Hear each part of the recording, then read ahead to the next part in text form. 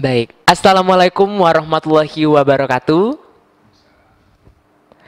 Selamat pagi, siang, sore kepada seluruh penonton setia Dr. Unair TV, di mana kami saat ini akan menjelaskan dan kembali lagi untuk membahas mengenai materi-materi yang pastinya bermanfaat sambil mengisi waktu puasa.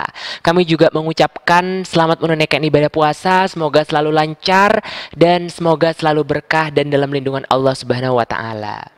Jadi ya, seperti yang kita ketahui bahwa Dr. Unair TV merupakan platform yang hadir dan diinisiasi oleh Fakultas Kedokteran Universitas Erlangga untuk menghadirkan materi yang bermanfaat kepada masyarakat.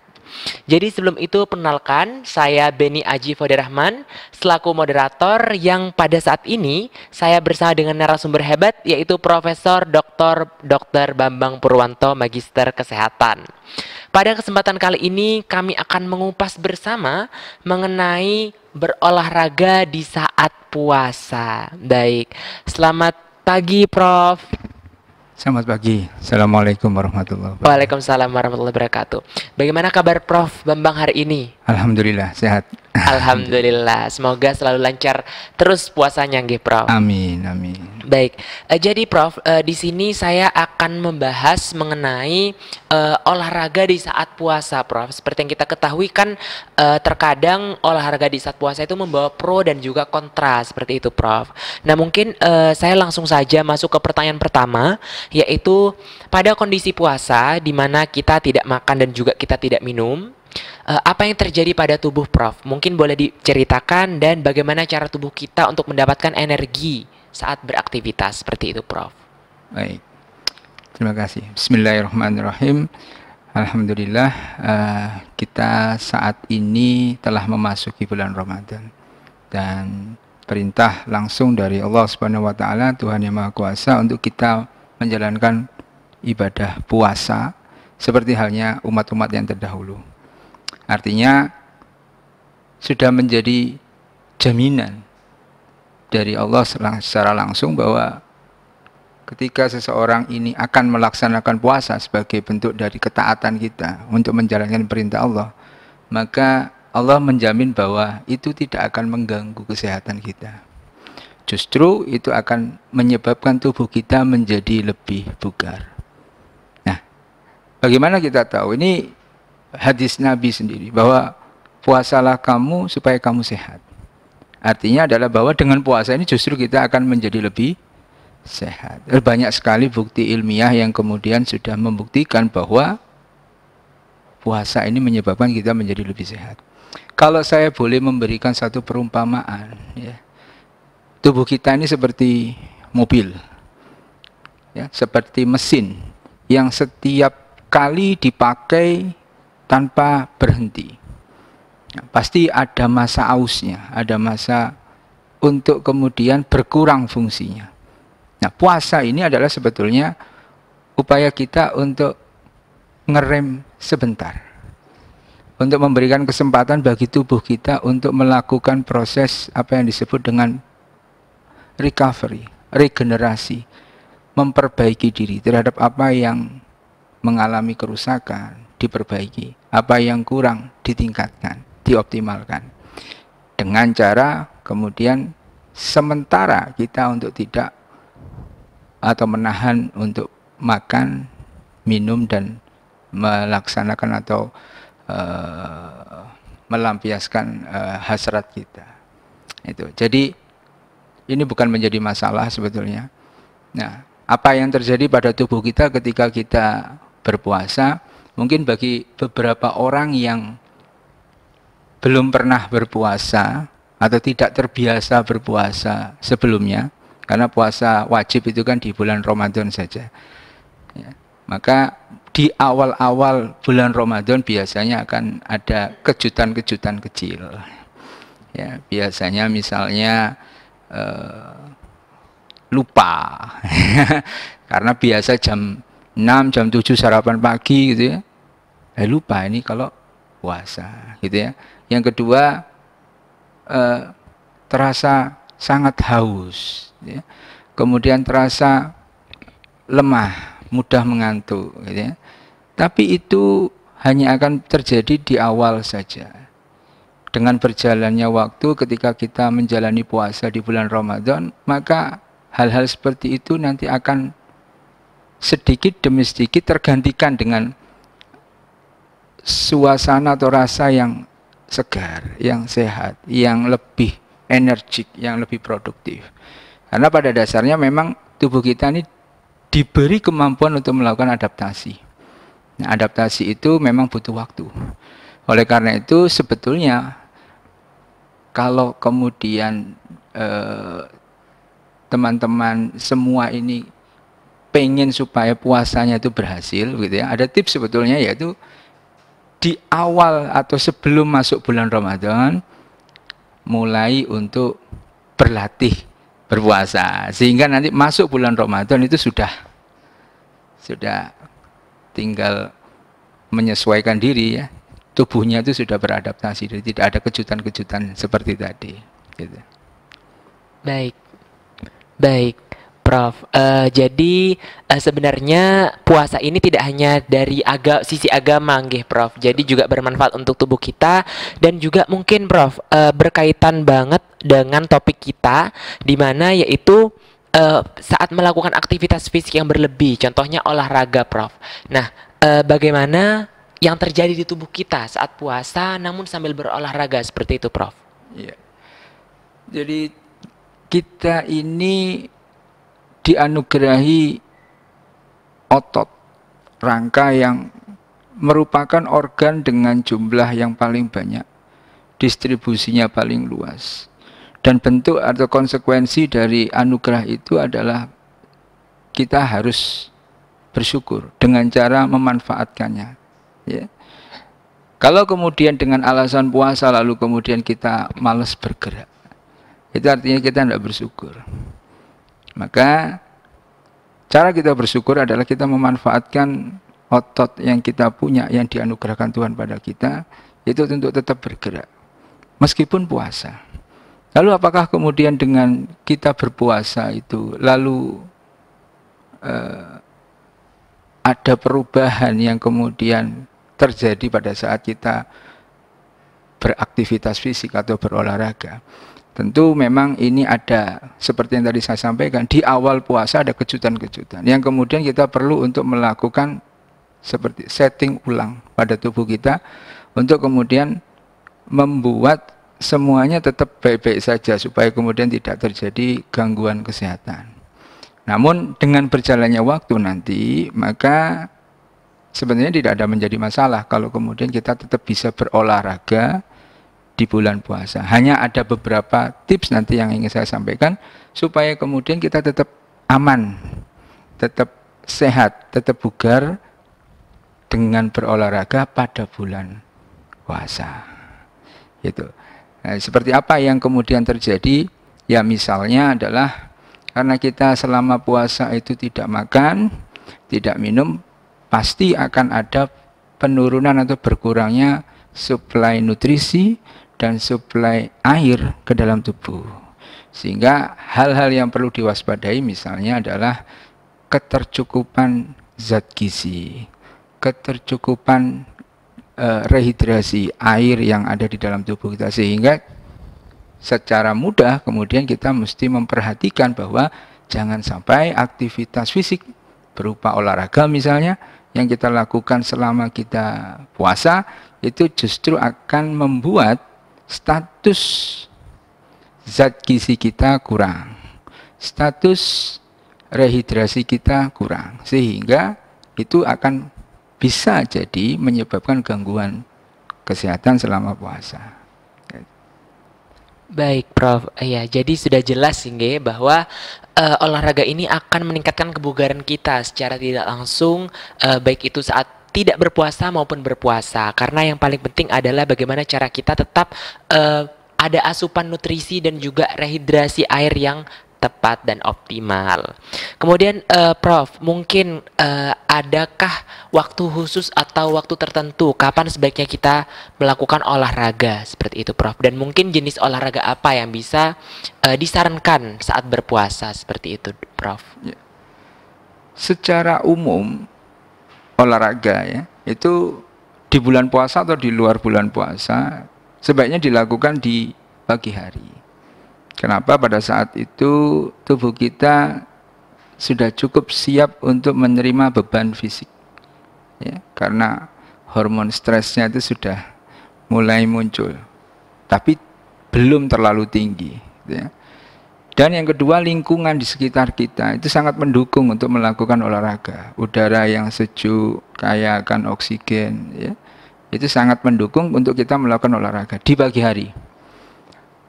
Studi yang kita lakukan, kalau olahraga itu dilakukan di sore maupun malam hari, itu kurang menguntungkan. Meskipun suasananya juga cukup sejuk. Ya. Tapi ada resiko di mana ketika kita melakukan olahraga di siang dan di sore dan malam hari itu, jumlah radikal bebas di dalam tubuh kita itu bisa meningkat. Sehingga itu akan sangat berbahaya karena reaksi radikal bebas itu sulit untuk dikendalikan. Bagaimana dengan siang hari? Tentu siang hari kita lihat lingkungannya panas ya. Kemudian pada saat itu puncak dari hormon stres itu tinggi. Dan itu enggak sangat banget untuk kita lakukan olahraga pada saat itu. Sehingga kemudian yang paling bagus memang untuk olahraga itu pagi hari. Nah, bagaimana dengan puasa? Kita kalau puasa itu kan diawali dengan sahur ya, ada sahur. Nah, tips yang terbaik adalah kita melakukan aktivitas fisik berupa olahraga itu tidak terlalu jauh jaraknya dari posisi sahur. Sehingga kita bisa memanfaatkan atau mendapatkan manfaat dari sahur itu. Suplai gizinya, suplai airnya ya. Sehingga kemudian tidak terlalu mengkhawatirkan, sehingga kemudian nanti harapannya selain kemudian aktivitas fisik yang kita lakukan tadi tidak mengganggu puasa gitu ya, tapi juga kemudian puasanya itu juga tidak berdampak pada kualitas aktivitas fisiknya.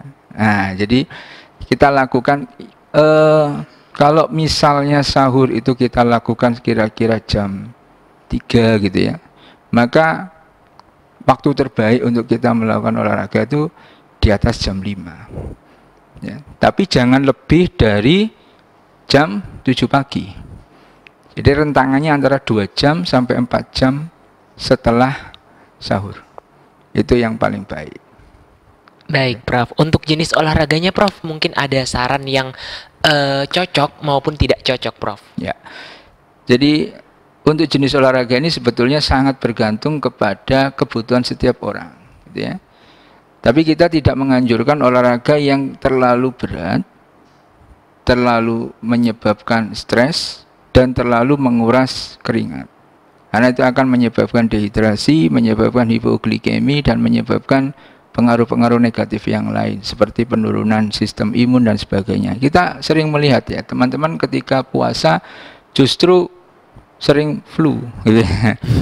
Sering batuk, pilek, gitu. Yang itu kemudian mengganggu sehingga di hari berikutnya puasanya menjadi kurang maksimal atau bahkan tidak puasa karena sakit gitu ya.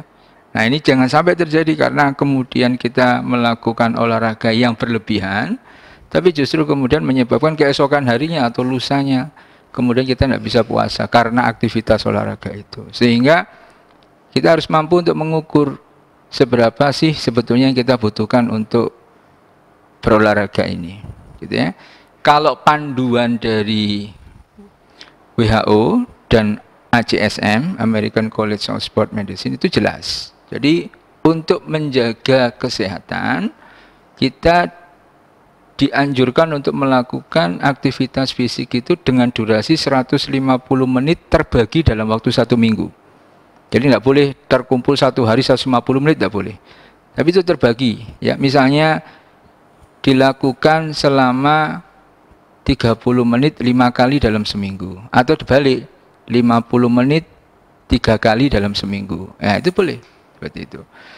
Yang kedua, kalau dari WHO itu menyarankan bahwa supaya kita tidak mager, malas bergerak, atau supaya kemudian kita ini tidak masuk dalam kategori sedentary lifestyle, ya, maka setidaknya kita itu melakukan aktivitas fisik yang membakar kalori sebesar 400 sampai 500 kalori. Yang ringan saja nggih, Prof? Itu tidak termasuk ringan. Yang ringan itu ya yang malas bergerak, ya, itu dikurang dari 400 itu. Dan kalau kita mau jujur, kita hitung, ya, hampir banyak sekali, Mas. Orang yang sekarang ini aktivitas fisiknya itu di bawah 400 kilokalori. Ya. Jadi di antara kita ini banyak yang mager yang tersembunyi, gitu kan. Ya, jadi nggak masuk dalam kualifikasi untuk bisa hidup sehat tadi, 400 sampai 500 kalori. Aktivitas fisiknya nggak nyampe di sana. Ya. Kalau kemudian saya boleh mencuplik apa yang sudah kemudian kita pernah lakukan studi, bahwa ternyata sebetulnya, ya, dengan kita melakukan ibadah sholat 5 waktu, subuh, zuhur, asar, maghrib, dan isya, dengan minimal per kali sholat itu 5 menit durasinya, itu sebetulnya sudah cukup untuk menutup kebutuhan aktivitas yang membakar kalori 400 sampai 500. Persoalannya menjadi tidak mudah untuk melakukan sholat selama 5 menit. 5 menit. Nah, karena rata-rata kalau saya hitung gitu, ya, orang-orang kalau sholat itu maksimal 3 menit. Iya, terkadang ada yang 1 rakaat 1 menit. Nah, ini yang kemudian nanti mungkin kita juga perlu optimalkan kesempatan untuk melakukan tarawih. Ya, untuk menutup kekurangan-kekurangan tadi. Mungkin pada saat kita puasa, siang hari kita lemes, aktivitas fisik berkurang, oke, tapi kita optimalkan di malam hari setelah kemudian kita buka puasa, sudah ada suplai nutrisi, suplai air. Nah, di situ waktu yang terbaik. Tarawih itu kita optimalkan untuk menutup kekurangan kalori yang harus dibakar. Baik, Prof. Kemudian, Prof, apakah ada penyakit atau kondisi fisik tertentu yang menganjurkan seseorang untuk tidak berolahraga seperti itu, Prof?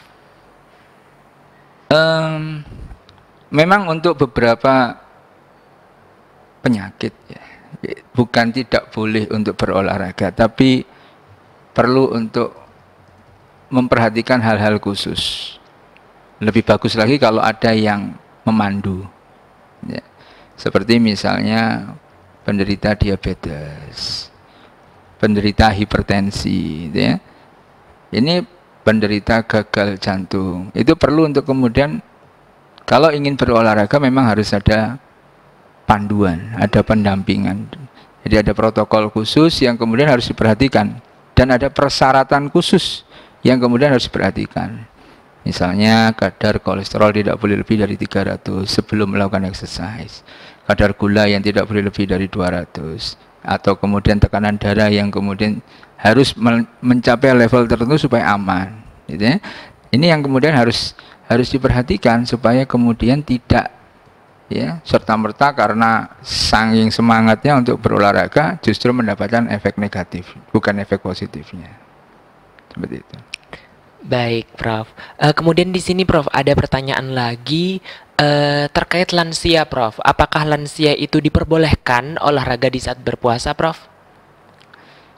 Untuk lansia ini menjadi hal yang sangat penting diperhatikan karena proses penuaan, ya, yang terjadi pada lansia itu akan menyebabkan beberapa hal. Isu yang paling utama sekarang adalah pada lansia ini terjadi penyusutan massa otot, yang kemudian itu akan berdampak kepada penurunan kekuatan otot, penurunan kualitas gerak, ya. Juga termasuk yang kemudian kita khawatirkan adalah peningkatan resiko untuk kemudian terjadi cedera, patah tulang, cerai sendi, ya, yang itu enggak banget untuk orang-orang lanjut usia.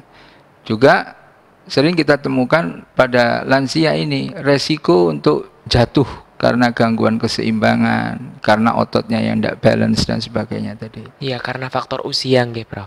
Iya, usia itu menyebabkan ototnya itu menjadi kurang bagus.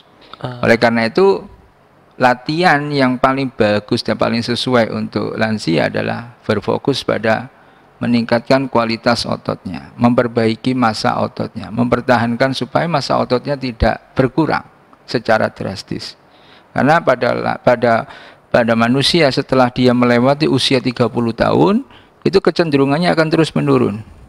Nah, ini yang kemudian kita harus cegah. Progresivitasnya harus diperlambat. Syukur-syukur kalau itu bisa ditingkatkan. Sehingga latihan-latihan untuk menguatkan otot pada lansia itu menjadi hal yang penting. Selain itu, latihan untuk menguatkan jantungnya itu juga menjadi hal yang penting. Karena bertambahnya usia itu menyebabkan kapasitas kerja jantung pada lansia itu menjadi turun.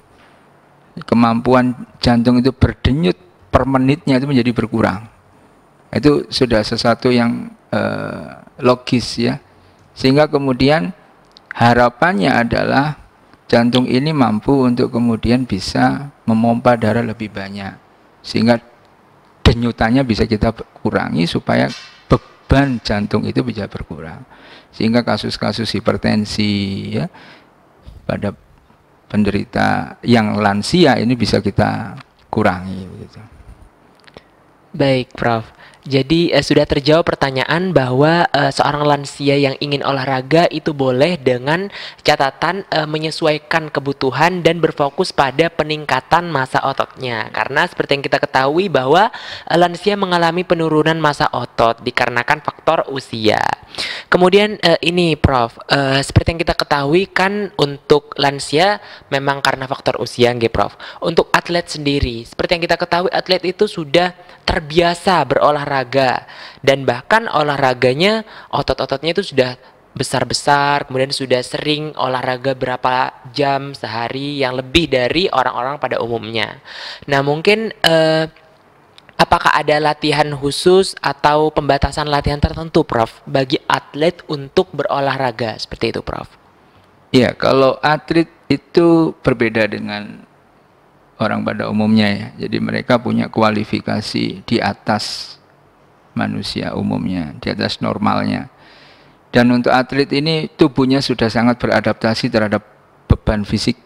Sehingga sangat berbeda dengan kita yang kemudian kalau misalnya mendapatkan beban latihan itu mungkin sudah banyak keluhan ya.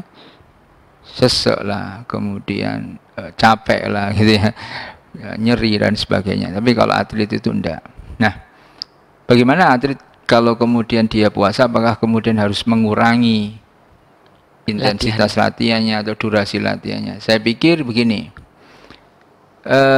terutama di Indonesia bahwa atlet itu terutama kompetisinya itu akan mengikuti budaya yang di Indonesia. Jadi pada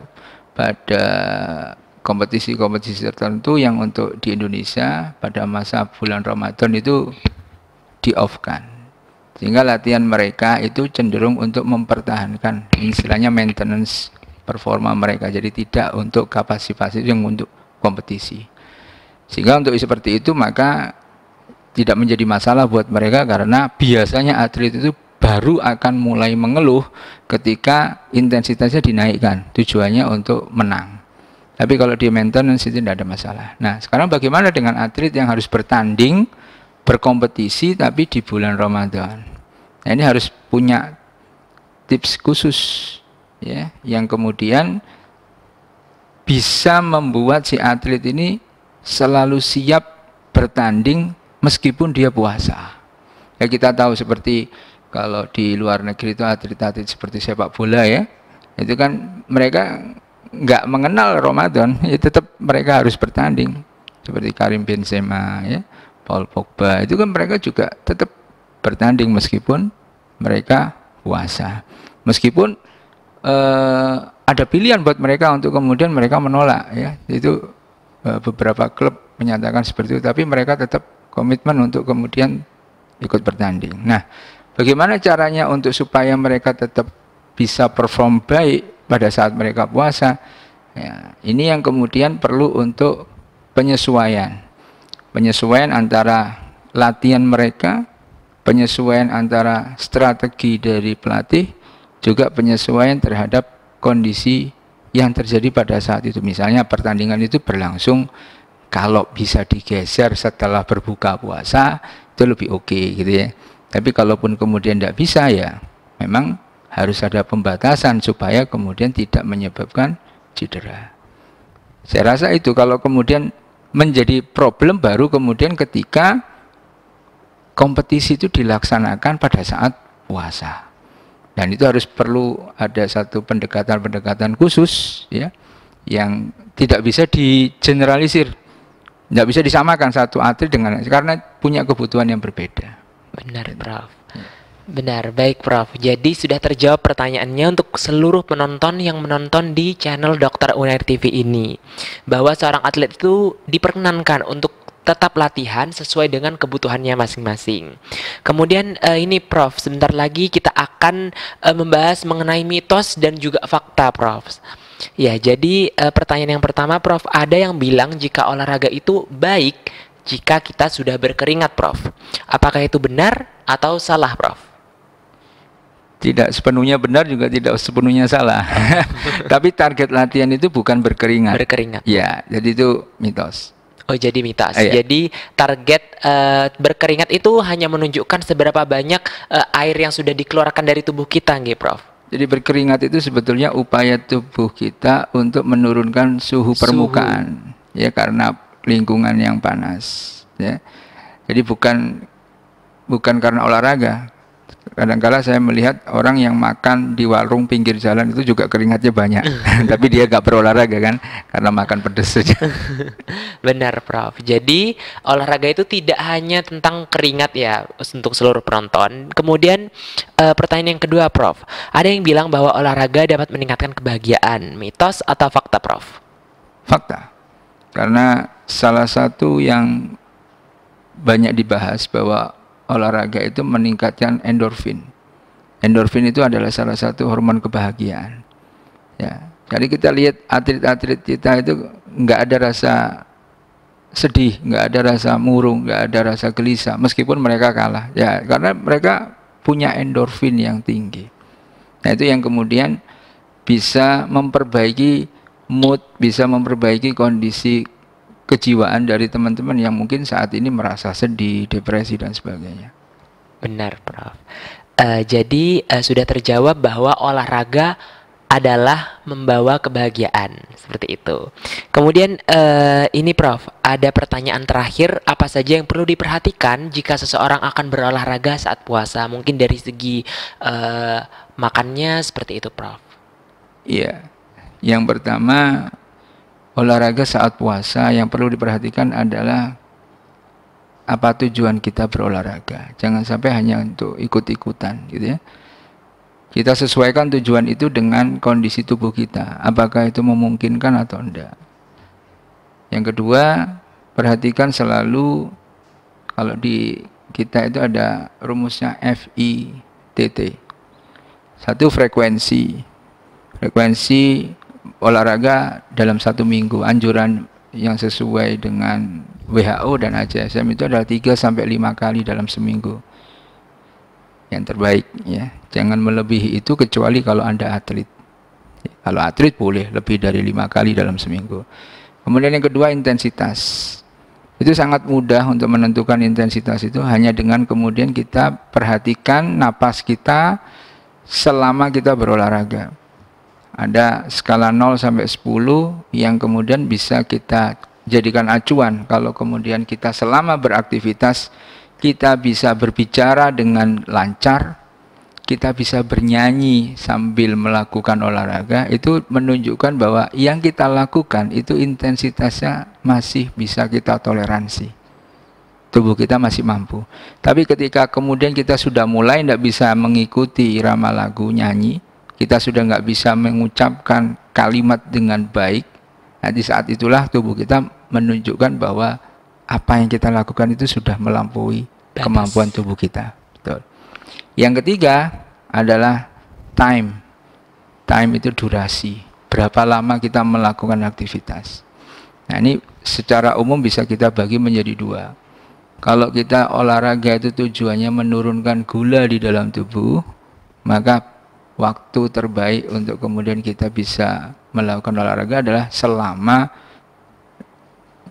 15 menit. Ya. Kemudian kita off, ulangi lagi. Jadi setiap 15 menit off, ulangi lagi. 15 menit off, ulangi lagi gitu ya. Tapi kalau kemudian kita tujuannya ini misalnya saya mau fat burn. Beberapa orang kan sekarang ini giat untuk kemudian menguruskan badan, mengurangi lemaknya. Lemak itu hanya bisa dibakar, dikurangi kalau kemudian kita melakukan aktivitas fisik dengan durasi lebih dari 20 menit.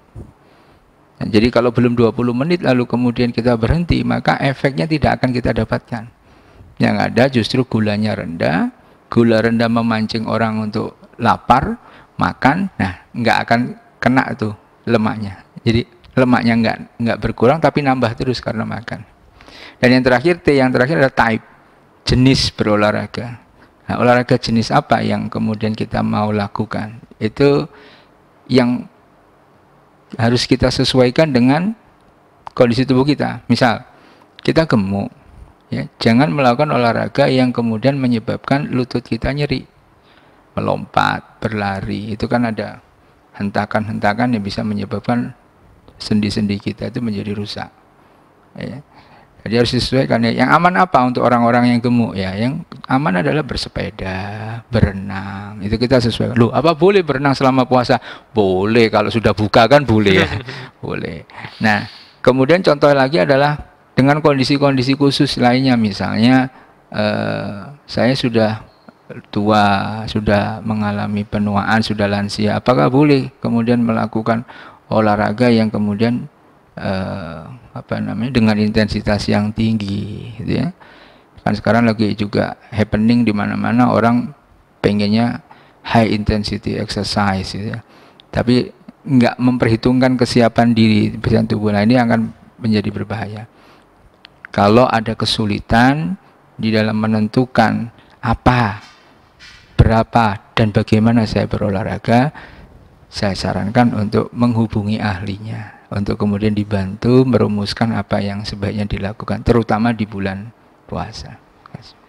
Baik, Prof. Jadi sudah jelas untuk seluruh penonton yang ada di rumah bahwa olahraga itu harus disesuaikan dengan kebutuhan. Jadi mungkin ini ya, Prof, mungkin ada pesan untuk seluruh penonton di rumah untuk tetap semangat berpuasa dan juga mungkin beberapa tips dan pesan dari Prof untuk bagi teman-teman yang mau berolahraga di saat berpuasa. Jadi berpuasa dan berolahraga itu bukan dua hal yang saling bertentangan. Tapi berpuasa dan berolahraga itu adalah dua hal yang bisa saling mendukung. Mendukung untuk membuat tubuh kita menjadi lebih sehat dan mendukung untuk kita mendapatkan ridha Allah dan sukses di bulan Ramadan. Baik, Prof. Jadi olahraga dan puasa itu bukanlah hal yang bertentangan, gitu, Prof. Dan juga kita tetap dianjurkan berpuasa sambil berolahraga untuk diri kita sendiri juga, Prof. Kita tidak hanya mengejar akhirat saja, tapi kita juga mendapatkan manfaat dan hikmah dari fisik kita. Baik, seluruh pertanyaan sudah dibacakan dan juga sudah terjawab oleh Profesor Bambang, dan pastinya kami mengucapkan terima kasih, Prof, telah berkenan hadir di sela-sela kesibukan Profesor ini. Kemudian semoga apa yang disampaikan menjadi manfaat dan kita tetap semangat menjalani bulan Ramadan ini. Amin. Baik, saya juga berpesan kepada seluruh penonton yang ada di rumah untuk tetap semangat beribadah, puasa, dan juga tetap berlakukan aktivitas fisik untuk diri kita sendiri dan untuk kebahagiaan baik itu di dunia dan juga di akhirat. Saya Beni Aji Fadarahman, terima kasih, mohon maaf apabila ada kalimat atau tutur kata yang kurang berkenan. Saya selaku moderator pamit undur diri. Wassalamualaikum warahmatullahi wabarakatuh. Waalaikumsalam.